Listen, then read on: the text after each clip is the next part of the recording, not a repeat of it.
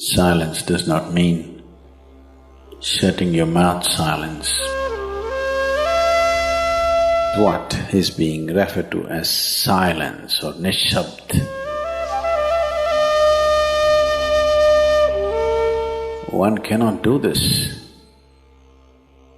One can become this.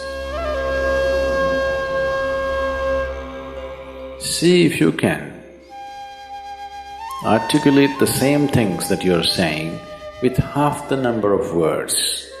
Suddenly you will become extremely conscious of everything.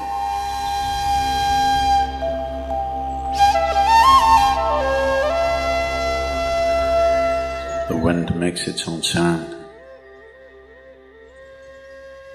So does the water.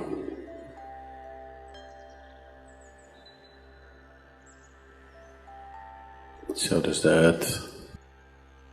In fact, so does the sky. All the celestial objects are making their own sounds. There are sounds of pain, sounds of pleasure, sounds of misery, sounds of joy. For everything there is a sound. In human life, it's very true. Sounds of life, and there are sounds of death, and there are even sounds of silence.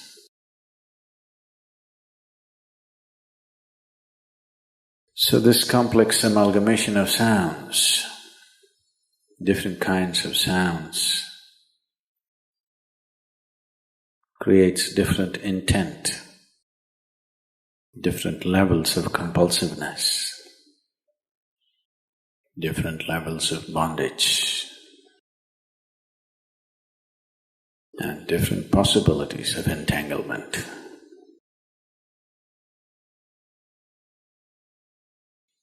In all this, why one chooses to become silent? Silence is not a way of denying yourself life. It is not even about denying yourself articulation. Silence is about moving from compulsiveness to consciousness. All sounds represent different forms and different dimensions of compulsiveness. When one chooses to become conscious, not be entangled in the compulsive nature of the existence, he naturally chooses to become silent. Silence does not mean shutting your mouth silence, plugging your ears silence. You can sing in silence. You can dance in silence. You can even speak in silence. You can even scream in silence. You don't try.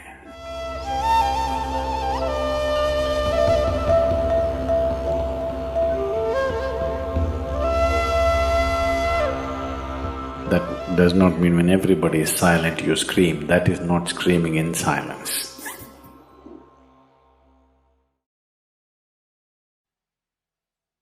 Because sound is of the surface, silence is of the core.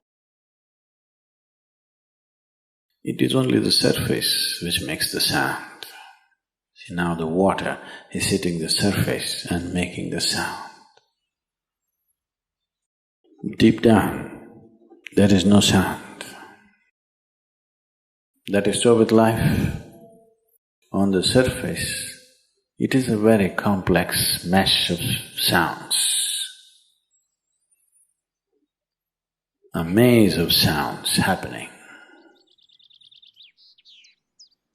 But at the core, there is no sound. There is no word for no sound in English language.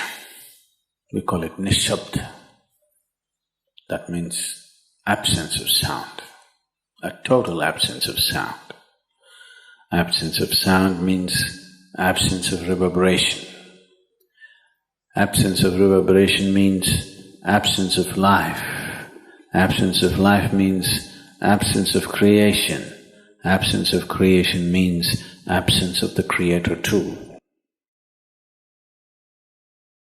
So a space which is beyond creation and Creator, a dimension which is beyond life and death, that is what is being referred to as silence or nishabd.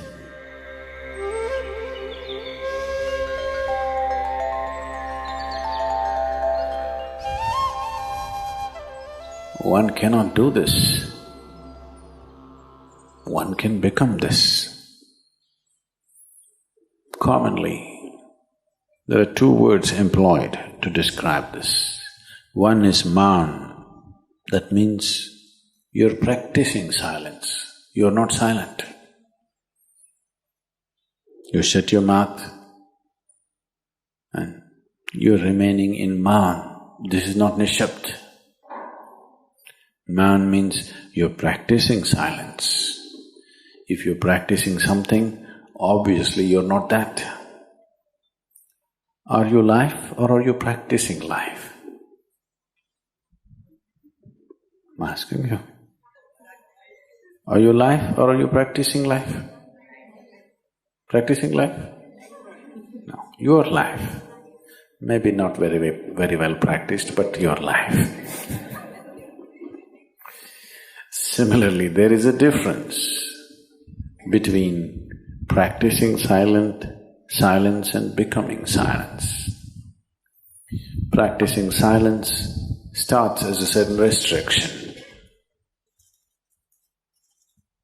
but slowly, as one practices silence, one can possibly become silent. One can become silent in intense activity, but nobody can keep up intense activity forever. Moments of intense activity are only moments, nobody can sustain it. You'll expend yourself. Only if you can achieve it in inactivity, it is sustainable. If something is possible only in intense activity, it is never sustainable. In a very intense and ecstatic moment of singing, somebody may become or taste a moment of silence. But how long can you keep it up? Your throat will tear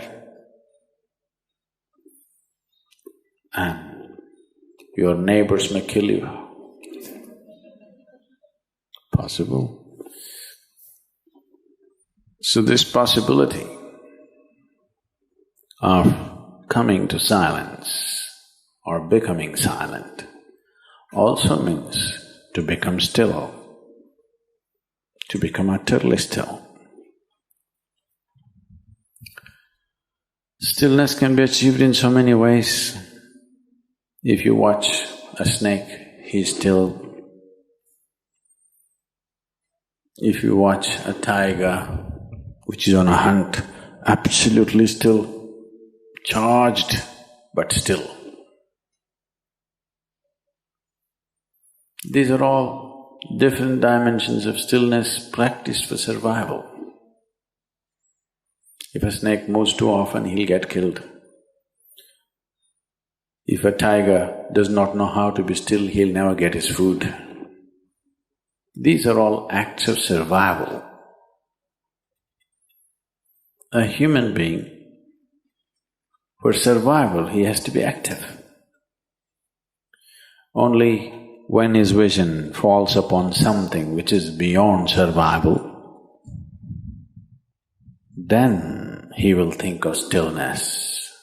Then he will understand as he observes himself, as he notices the complexity of one's compulsions.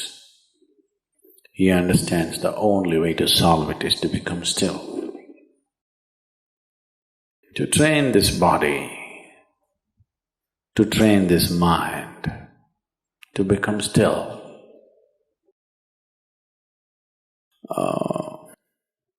Takes some effort. If one is simply blissed out, he will become still. But otherwise one has to work bit by bit, one has to work to bring this body to absolute stillness. Most people cannot hold their body in one place for any length of time. They're all the time in moment.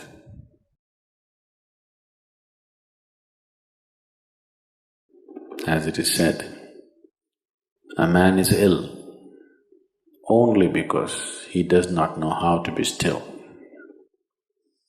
Because in stillness, you're in touch with a dimension way beyond creation.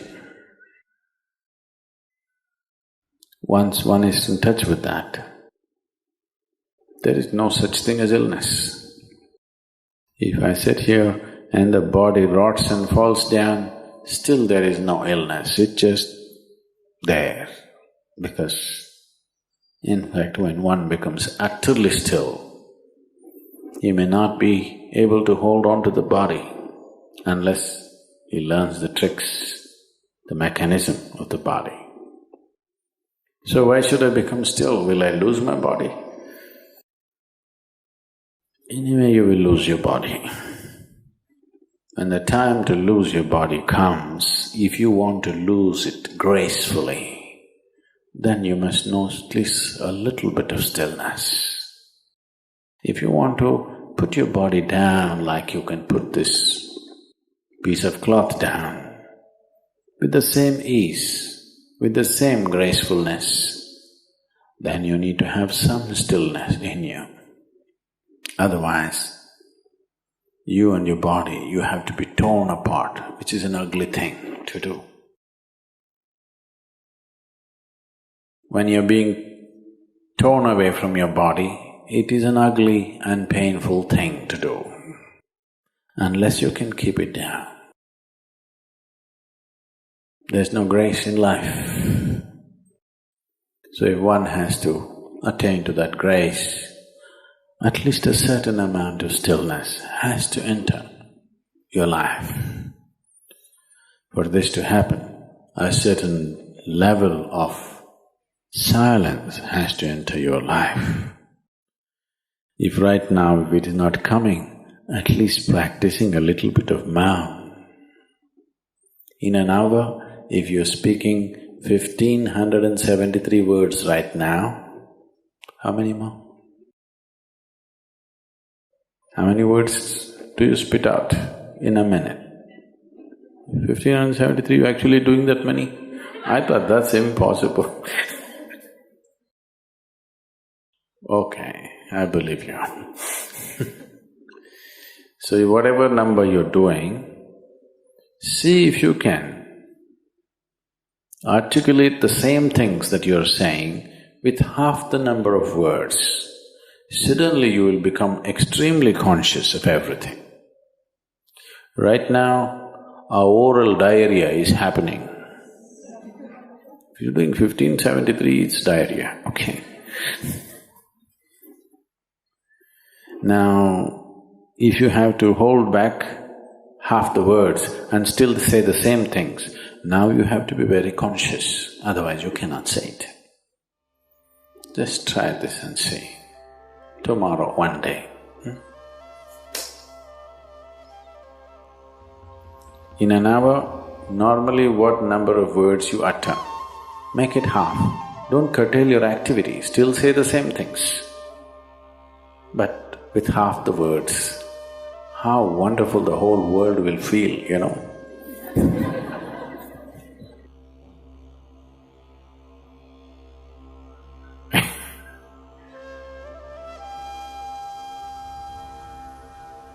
World will be a wonderful place, I'm telling you, tomorrow, if everybody does this. Many marriages will be saved.